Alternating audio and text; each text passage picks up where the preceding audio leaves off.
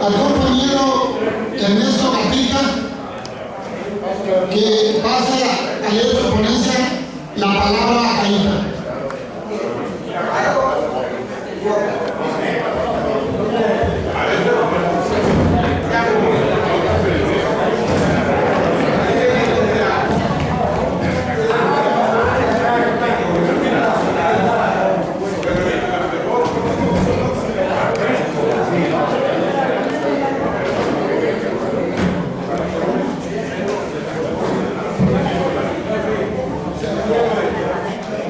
Muy buenas noches, amigos cronistas de Sinaloa y amigos que nos acompañan.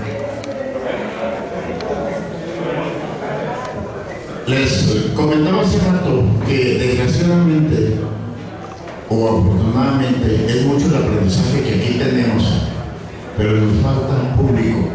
Sería muy bueno que cuando tengamos estos eventos invitar a la gente de la comunidad para que nos acompañe. Esos son algunos trabajos excelentes, por lo tanto la comunidad debe de compartirlos en conocimientos. Hoy tengo un tema muy discutido por muchísimos historiadores a través del tiempo, lo que es la palabra caída o caída. Alrededor del siglo XVIII, la palabra caída comenzó a utilizarse para referirse a la lengua común de los yoremes, los mayos y los yaquis. Dicha palabra es la transcripción al español del vocablo yuto-azteca cai, que significa no hay. Ya escuché a algunos compañeros que dicen, por eso le digo que es una palabra muy discutida, porque no existe. Nosotros lo utilizamos pensando que estamos bien, y qué bueno que se encuentra aquí nuestro amigo Gerardo Mendoza Guerrero, que nos gustaría después echar una platicadita. Se usa también para eludir de manera común a los hablantes de esta lengua. Desde los años 30 en adelante. Es importante destacar que ni los yaquis ni los mayos, mucho menos los yoremes, se reconocen a sí mismos y tampoco a su lengua con tal designación. En los consejos de ancianos en lo que hemos participado, de gobernadores, así como todas las personas mayores de edad, en estos lugares nos lo han comentado y han pasado esto en una forma oral de persona a persona. Se trata más bien de un hombre con lo que se le ha clasificado en particular desde las disciplinas antropológicas. Los yaquis y los mayos se determinan como yoreme o yoreme, según los yaquis, yoreme, según los mayos, y nos lo dice Figueroa en la página 332 de 1994. Y los indígenas del norte de Sinaloa se determinan como yoreme, mejor conocido como yoremes para nosotros, pero ellos se lo dicen así, yoreme.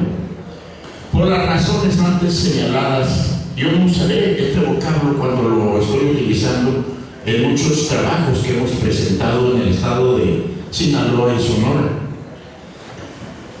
La palabra caída es como un etnónimo de yoreme, de ahí que su aparición solo ocurrirá cuando algún autor o algún historiador lo emplee. Trataré de decirle y comentarle mi pensar de esa palabra que nos lo dijeron la gente que sabe, los indígenas yoremes. Es frecuente que en la literatura antropológica que versa sobre los pueblos indígenas del noroeste de México, los yoremes sean más conocidos por la denominación de mayos. Otra vez ahí estamos, porque dicen los mayos yoremes. Ahí hay algo también que hay que analizarlo y estudiarlo. No obstante, siendo el etnónimo de yoreme el que se conoce y emplea, este pueblo para sí mismo en este trabajo lo prefiero yoreme que al de mayo yoreme, como es conocido y comentado por muchos historiadores y personas que nada más se llevan de libro en libro leyendo, escribiendo, pero que no se van al pueblo conocer esta historia oral de ese pueblo que nosotros como cronistas tenemos que buscarlo. A lo largo de la historia, los mayos han vivido en las márgenes del río Mayo, en Sonora, y los yoremes en el río Fuerte y el río Sinaloa, en el estado de Sinaloa, cuyo particular ecología ha sido fundamental tanto para su subsistencia como para la configuración de su religiosidad. Al igual que sucede con la mayoría de las lenguas indígenas habladas en el noroeste mexicano, como ya lo dije, el mayo pertenece a la rama sonorense de la familia yuto-azteca, en particular al grupo Aracaíta. Ahí está otra vez la palabra caíta, que también nos quiere decir que hay por lo menos una relación con los guarijillos y los tarumaras, emparentados muy estrechamente con los yaquis y los mayos, los yoremes del norte de Sinaloa. Las lenguas yuto-azteca, también llamadas yuto-azteca o yuto-onaguas, forman una familia de lenguajes amerindias ampliamente difundidas por América del Norte, con aproximadamente 1,5 millones de hablantes. Tiene su origen y su historia en algún lugar situado hacia el suroeste de los Estados Unidos o el noroeste de México, y debe su gran difusión a importantes migraciones de sus hablantes hacia tierras mesoamericanas. De hecho, la lengua principal del Imperio Mexica, el más importante de América del Norte, antes de la llegada de los europeos, era el náhuatl, una lengua yuto-azteca, motivo por el cual se le dio originalmente ese nombre a esta familia de lenguas. Aunque la denominación tradicional yuto-azteca ha sido criticada por varias razones, la palabra Uto viene de Utah, nombre de la nación Ute, y debería pronunciarse de forma que no se trastocara. La palabra azteca es un nombre equivocado para el lenguaje náhuatl, lo que ha generado la propuesta del nombre yuto-náhuatl, que sin embargo no ha obtenido una aceptación general por muchos lingüistas y muchos historiadores. Nos falta estudiar también un poco más todo esto. El mayo, el yaqui y el yoreme están siendo muy rápidamente desplazados por la Castilla, además de sufrir un avanzado proceso de extinción por causa de esos acelerados cambios económicos en la región, el desalojo de su territorio ancestral, la migración masiva de mestizos a sus comunidades o el enigma del hablar una lengua indígena, según nos dice Moctezuma y López en el 2007, en la página 18 y 19. Hemos estado en algunos eventos en los cuales decimos: los niños no hablan la lengua madre porque usted, señor padre de familia, madre, no la hablan en su casa. Es una razón. La segunda, los profesores que están impartiendo la materia en los grupos tampoco la hablan correctamente. Necesitamos preparar a los profesores de la lengua bilingüe y que ustedes lo comenten. Lo hemos platicado mucho en el estado de Sonora y en el estado de Sinaloa. La población de 3 años y más que hablan el mayo, el yoreme o el yaqui en todo México es de 39,759 hablantes, de los que corresponde a Sinaloa 11,131 y a Sonora 28,063, según el INEGI en el 2010. En Sinaloa la mayor concentración de yoremes está en los municipios de Ahome, El Fuerte. No así en los de Angostura, hay muy poquitos, más sin embargo es un centro ceremonial en Angostura. En Choix hay algunos, en Guasave hay un centro ceremonial y en Sinaloa le iba otro. O sea, son más poquitos en estos lugares. Pero algo que hemos visto en algunos de estos lugares, las fiestas y tradiciones tienen un significado mucho más importante. Los hemos visto en la playa de Sinaloa, un evento mucho más puro que los otros que hemos visto en Mochicahui, o lo hemos visto en Charay, o lo hemos visto en San Miguel Zapotitlán. Más puro queremos decir nosotros, que casi no ha sido trastocado mucho por la mano de Yori. La fiesta es significado del término norte. Los yoremes se refieren a los espacios caracterizados por la presencia de flora y fauna silvestre, cuyo aprovechamiento ocurrirá principalmente por la caza y la recolección. El monte es el lugar inculto del que provee de lo necesario para vivir. De ahí que sea un elemento imprescindible de la religiosidad yoreme. La expresión está compuesta por la palabra pasco, fiesta, o jota, ramada. Nosotros vemos también que muchas veces no lo sabemos pronunciar. De lo que resulta pasco, jota, es decir, la fiesta, el derramado, que eso es algo sagrado para el pueblo indígena en el norte de Sinaloa y en el sur de Sonora, o en todo el estado de Sonora. En el arte vivimos un sistema religioso yoreme, entendiendo esto que se funden los términos con que Figueroa define el sistema religioso, pero es yaqui, es mayo o es yoreme, no es caíta.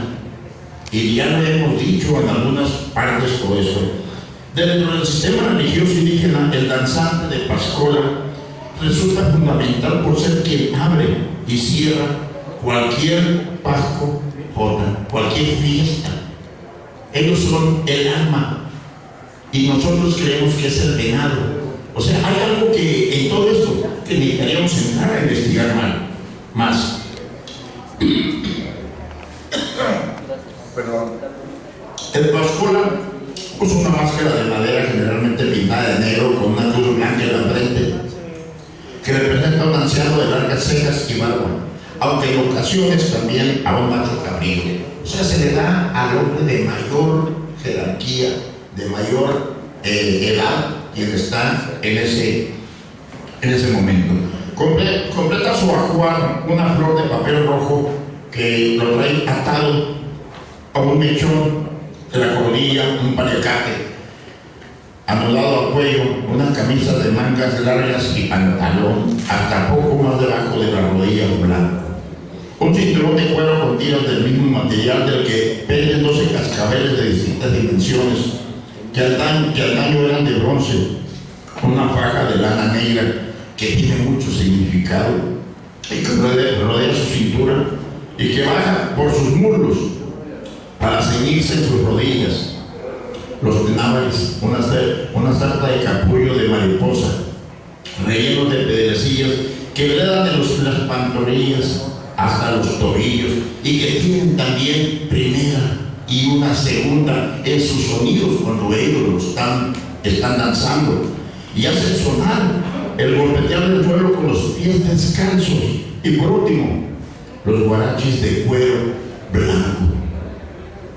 En cada fiesta de la ramada tuvo un grupo de danzantes de Pascola, al mando de Pascola Yorwe, que es el Pascola mayor, quien se encarga de divertir a la gente con sus bromas y ocurrencias, con frecuencia de índole sexual y usando la lengua yoreme. Los yorubeños no le entendemos, la gran mayoría, pero los que le entendemos soltamos la carcajada con las ocurrencias que sacan el Pascola mayor. En especial el Pascola Yorwe interactúa con el público. Uno no se da cuenta cuando no conoce la lengua que están hablando de nosotros, se están riendo de nosotros, porque en particular todos nosotros los yores y los mestizos, de que por causa de ese modernismo los pascolas le gastan bromas sin que lo advierten, sin que se den cuenta. Lo que hace de esto es percibir un carácter transgresor, particularmente cuando emplea expresiones cargadas de metáforas relacionadas con la cultura yoreme. Por ese motivo, aunque la danza de Pascola está vinculada con la del venado, el papel de los pascolas en las fiestas sobresale debido a su convivencia constante con los asistentes y a los discursos que pronuncian el Pascola Yorwe para abrir y cerrar la celebración. Con ello reciben los presentes, introduciéndolos el contenido del evento y los despiden. La gran mayoría de ellos, las fiestas empiezan en la tarde, a medianoche tienen que dar una salutación con cohetes, en la madrugada y en la mañana, y ahí se termina la fiesta. ¿Por qué? Porque para ellos, de sol a sol, forma parte de esa tradición.